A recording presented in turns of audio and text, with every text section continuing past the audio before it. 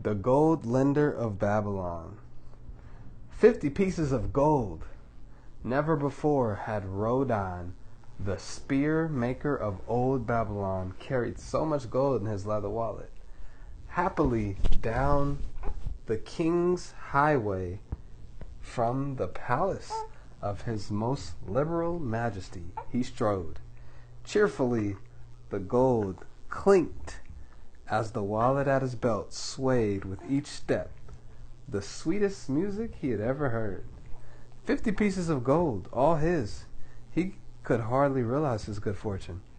What power in those clinking discs! They could purchase anything he wanted. A grand house, land, cattle, camels, horses, chariots, whatever he might desire. What use should he make of it? This evening, as he turned into a side street toward the home of his sister, he could think of nothing he would rather possess than those same glittering heavy pieces of gold, his to keep. It was upon an evening some days later that a perplexed Rodan entered the shop of Mathon, the lender of gold and dealer in jewels and rare fabrics. Glancing neither to the right nor the left at the colorful articles artfully displayed, he passed through the living quarters at the rear. Here he found the genteel Mathon lounging upon a rug, partaking of a meal served by a white slave. "I would counsel thee for what I know not what to do." Rodan stood stolidly, feet apart, hairy breast exposed by the gaping front of his leather jacket. Mathon's narrow, sallow face smiled a friendly greeting. "What directions hast thou done? Shouldst seek the lender of gold? Has been unlucky at the gaming tables? Or hath some plump dame entangled thee? For many years I have known thee, yet never hast thou sought me in aid in these thy troubles." "No, not such as that. I seek no gold. Instead, I crave thy wise advice." "Hear, hear! What doth this man say? No one come to the lender of gold for advice? My ears must play me false. They listen true. Can this be so? Rodan, the spear maker, doth display more cunning than all the rest? For he comes to Mathon, not for gold, but for advice. Many men come to me for gold to pay for their follies, but as for advice, they want it not. Yet who is more able to give advice than the lender of gold, to whom many men come in trouble? Thou shalt eat with me, Rodan," he continued. "Thou shalt be my guest for the evening. Andol," he commanded of the white slave. "Draw up a rag for my friend Rodan, the spear maker, who comes for advice. He shall be my honored guest. Bring to him much food, and give him my largest cup. Choose well of the best wine that he may have satisfaction in the drinking. Now, tell me what troubles thee." "It is the king's gift." "What? The king's gift? The king did make thee a gift, and it gives thee trouble? What manner of gift?" "Because he was much pleased by the design I did submit to him for a new point on the spears of the royal guard, he did present me with 50 pieces of gold. And now I am much perplexed. I am beseeched each hour the sun doth travel across the sky by those who would share it with me. That is natural. More men want gold than have it, and would wish one who comes by it to easily divide. But can you not say no? Is thy will not as strong as thy fist? To many I can say no, yet sometimes it would be easier to say yes. Can one refuse to share with one's sister, to whom he is deeply devoted? Surely thine own sister would not wish to deprive thee of enjoying thy reward. But it is for the sake of Arman, her husband, whom wishes to see whom she wishes to see a rich merchant.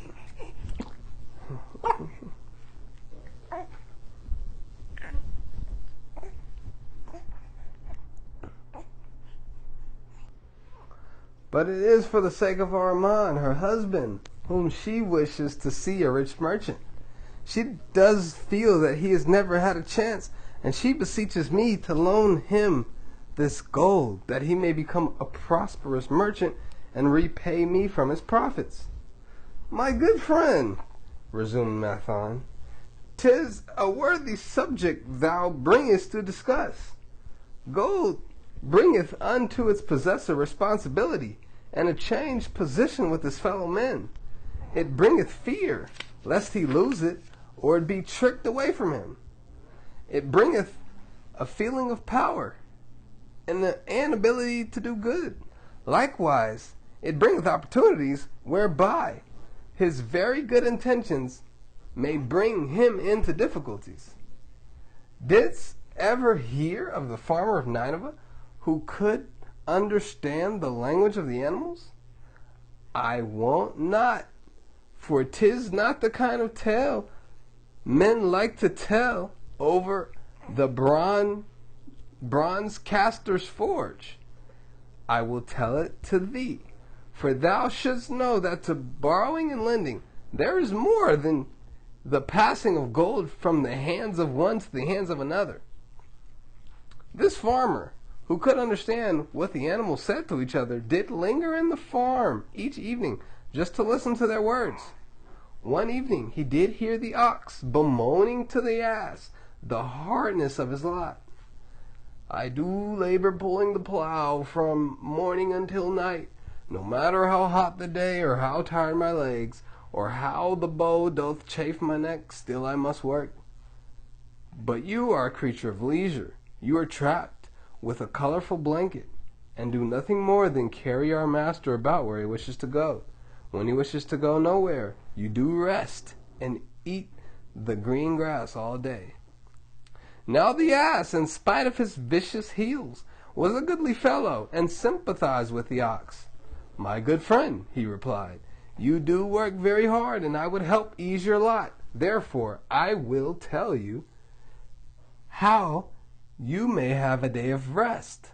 In the morning, when the slave comes to fetch you the plow, lie upon the ground and bellow much, that he may say you are sick and cannot work.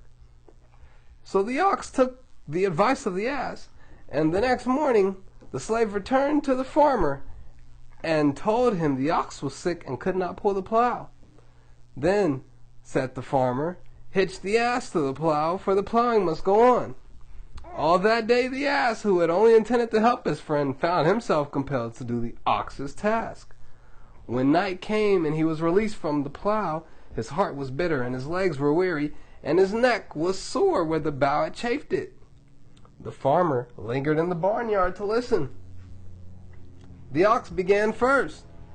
You are my good friend. Because of your wise advice, I have enjoyed a day of rest. And I, retorted the ass, am like many another simple-hearted one who starts to help a friend and ends up doing his task for him. Hereafter you draw your own plow, for I did hear the master tell the slave to send for the butcher were you sick again. I wish he would, for you're a lazy fellow. Thereafter they spoke to each other no more. This ended their friendship. Canst thou tell the moral to this tale, Rodan? 'Tis a good tale, responded Rodan, but I see not the moral. I thought you would not, but it is there, and simple too. Just this: if you desire to help thy friend, do so in a way that will not bring thy friend's burdens upon thyself. I had not thought of that. It is a wise moral. I wish not to assume the burdens of my sister's husband, but tell me, you lend to many.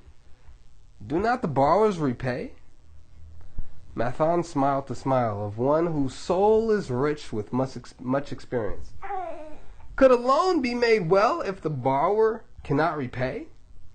Must not the lender be wise and judge carefully whether his gold can perform a useful purpose to the borrower and return to him once more, or whether it will be wasted by one's inability to use it wisely and leave him without his treasure and leave the borrower with a debt he cannot repay?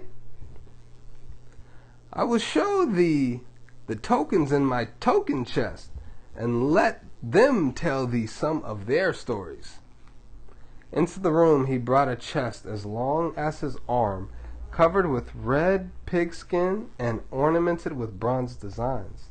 He placed it upon the floor and squatted before it, both hands upon the lid. From each person to whom I lend, I do exact a token for my token chest, to remain there until the loan is repaid. When they repay, I give back.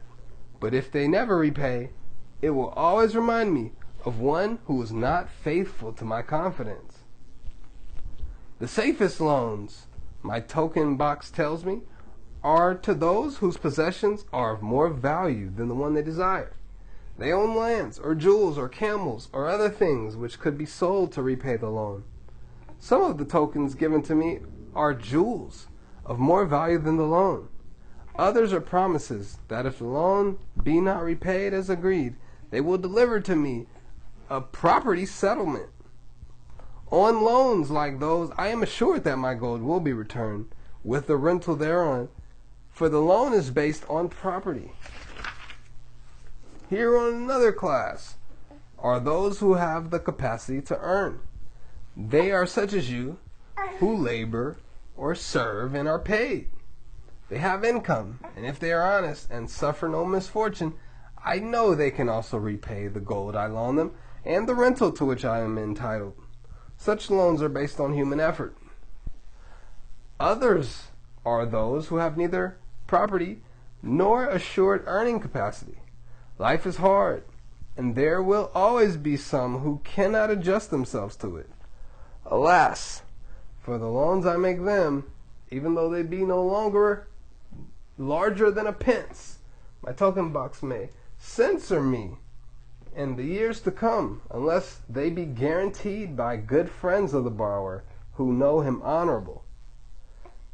Mathon released the clasp and opened the lid. Rodan leaned forward eagerly.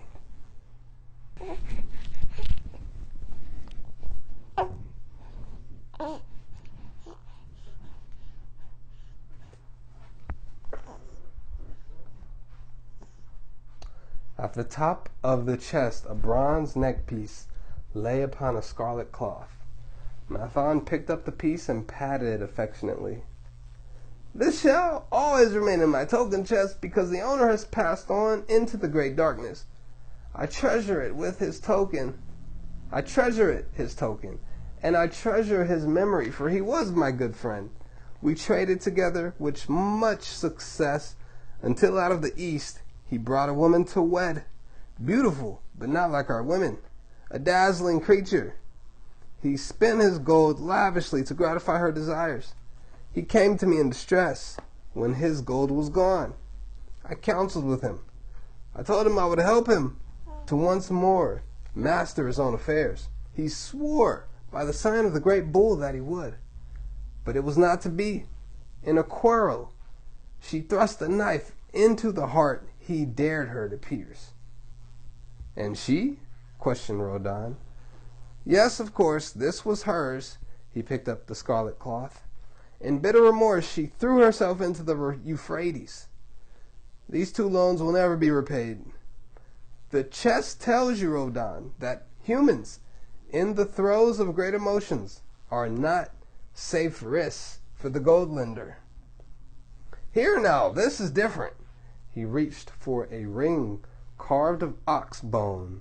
This belongs to a farmer. I buy the rugs from his women. I buy the rugs of his women. The locusts came and they had not food. I helped him, and when the new crop came, he repaid me.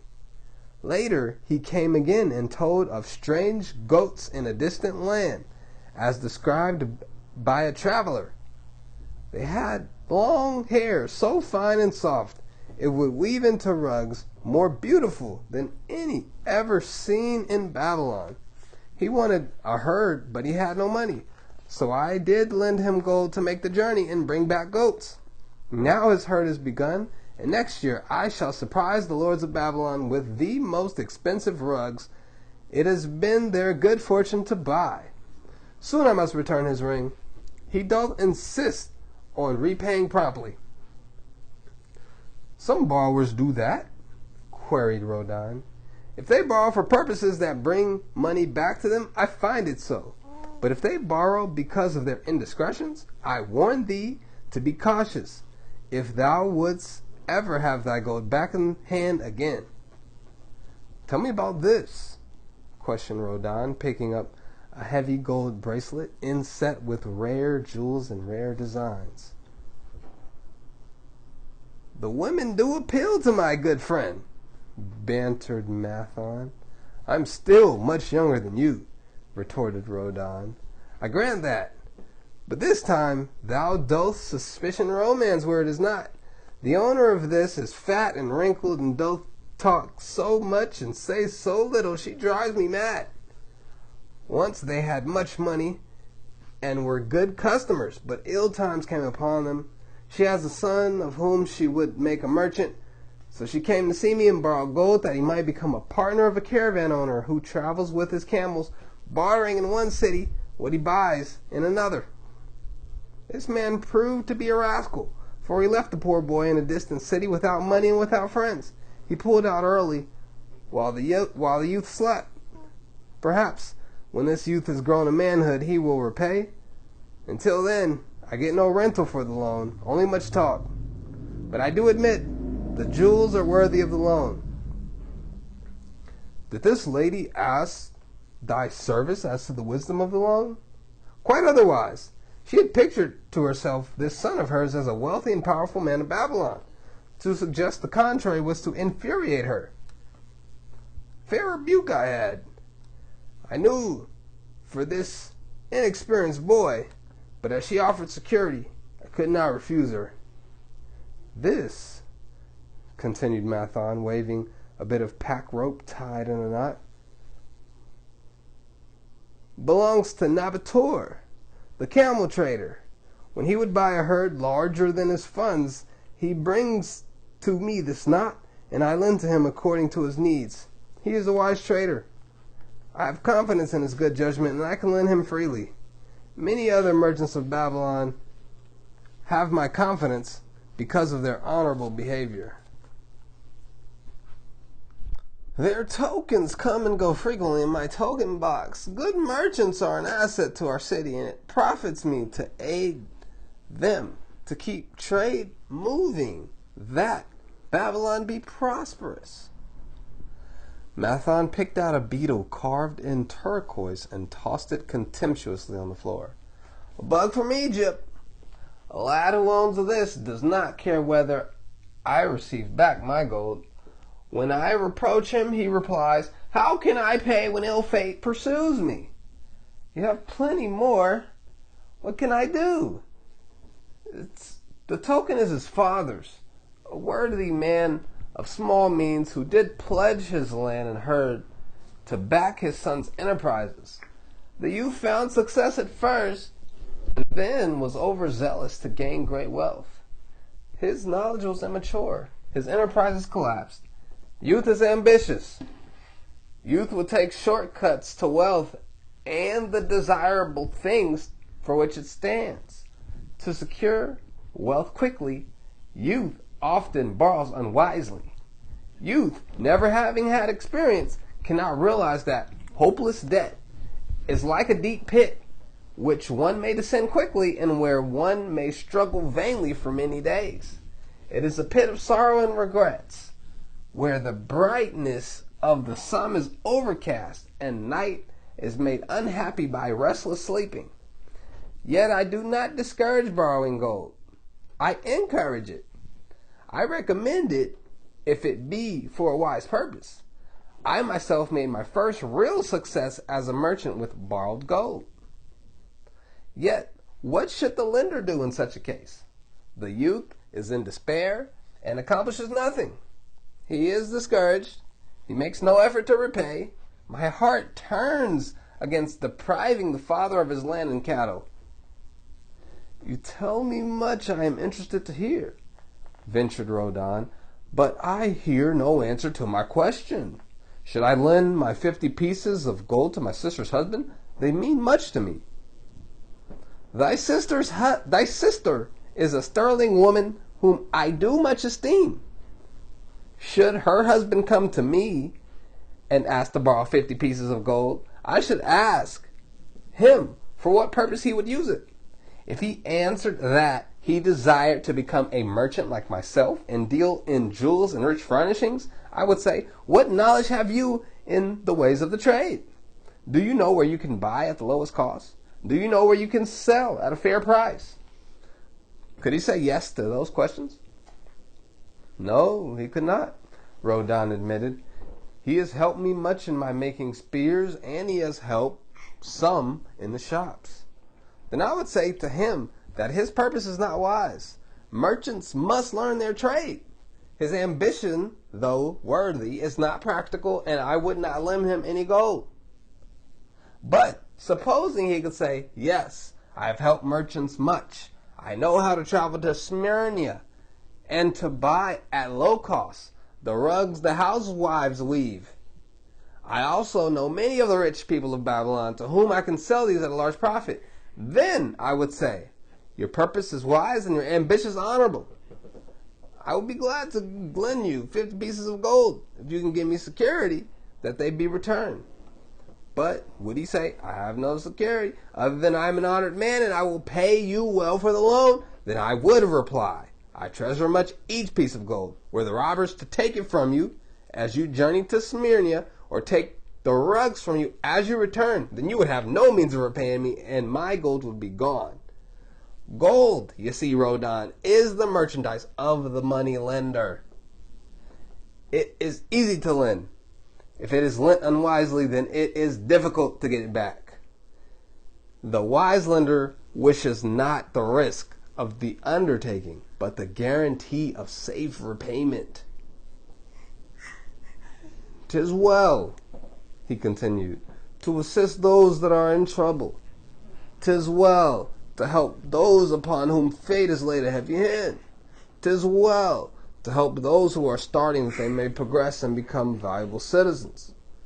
But the help must be given wisely, lest, like the farmer's ass, in our desire to help, we but take upon ourselves the burden that belongs to another. Again, I wondered from thy question, Rodan, but hear my answer. Keep thy 50 pieces of gold.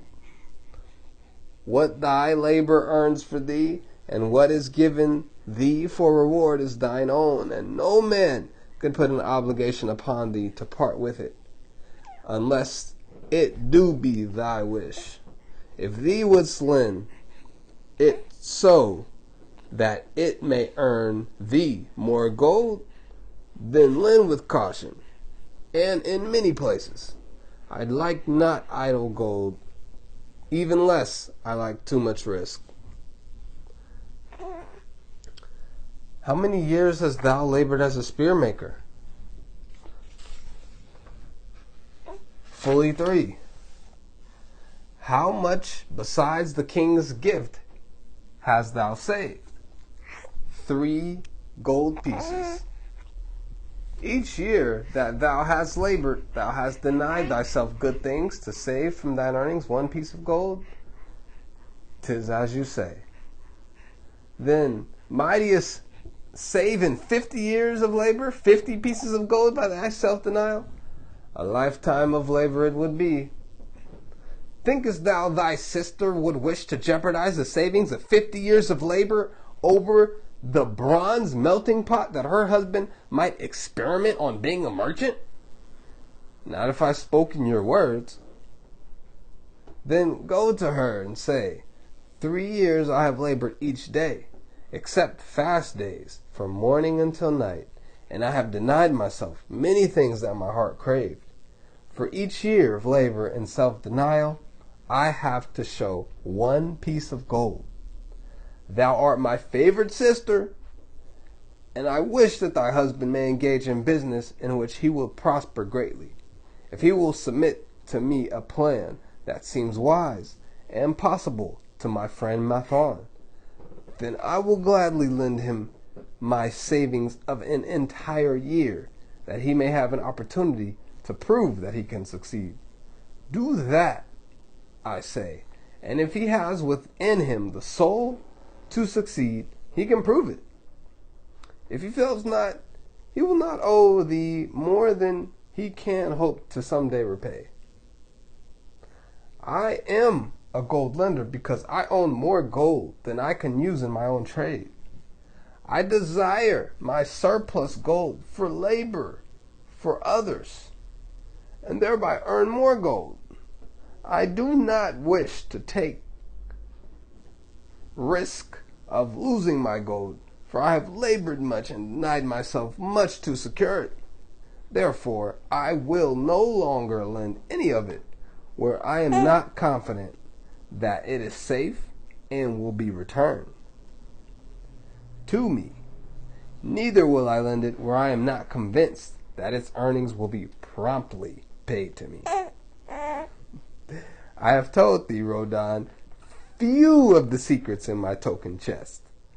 From them, you may understand the weakness of men and their eagerness to borrow that which they have no certain means to repay.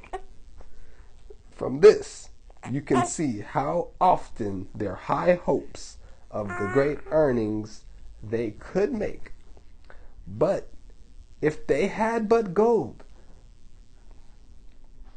from this, you can see how often their high hopes of great earnings they could make if they had but gold are false hopes. Right. They have not the ability or training to fulfill. Thou, Rodan, have now the gold, which thou should put to earning more gold for thee. Thou art about to become, even as I, a gold lender. If thou dost safely preserve thy treasure, it will produce liberal earnings for thee, and be a rich source of pleasure and profit during all of thy days. But if thou dost let it escape from thee, it will be a source of constant sorrow and regret, as long as thy memory doth last. What desirest thou most of this gold in thy wallet? To keep it safe. Wisely spoken, replied Mathon approvingly. Thy first desire is for safety.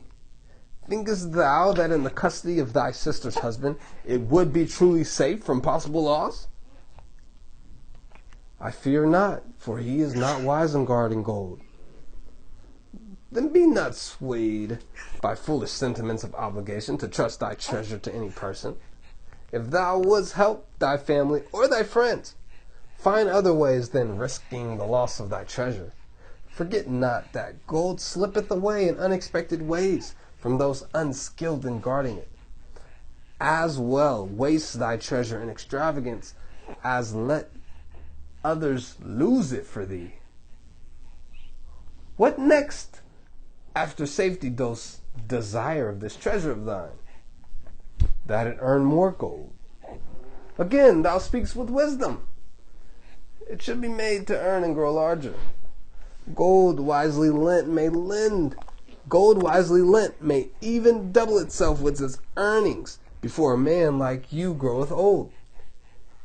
You risk losing it. If you risk losing it, you risk losing all that it would earn as well.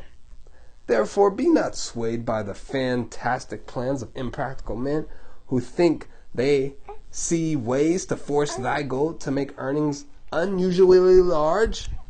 Such plans are the creations of dreamers, unskilled in the safe and dependable laws of trade.